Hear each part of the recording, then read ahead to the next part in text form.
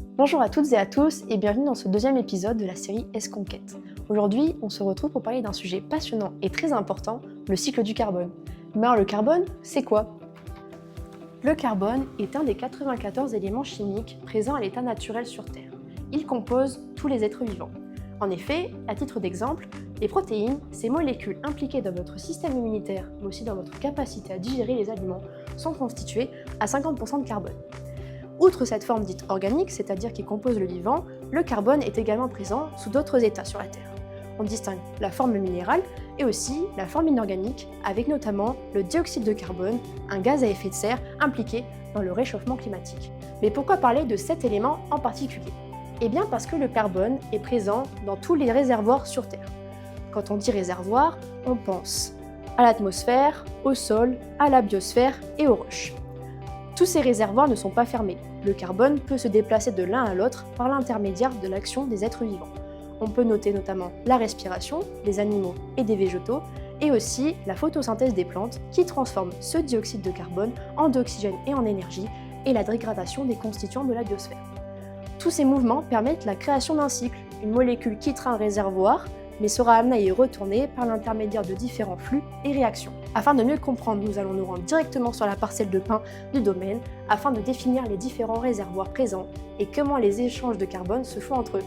Nous nous retrouvons maintenant au domaine d'Escon pour mettre en lumière les informations qu'Eva vient de nous donner. Nous sommes parmi les pins sylvestres de la famille des Pinacées. Ces arbres sont une source d'émission de CO2 de par leur respiration, mais constituent également un puits de CO2. Et bien comment cela est possible ? Grâce à la photosynthèse. Comme vous le voyez par la couleur de ces pins et de tous les végétaux derrière moi, cela est dû à la chlorophylle, un pigment présent dans les plantes qui capte l'énergie lumineuse et qui transforme le CO2 en glucose et en dioxygène. Une fois le glucose synthétisé, les plantes peuvent se développer et les végétaux vont capter les nutriments de par leurs racines. Mais pour des raisons évidentes, on ne peut pas vous montrer cela ici, donc Eva va vous faire un schéma. Effectivement, me voilà avec une extrémité de racine.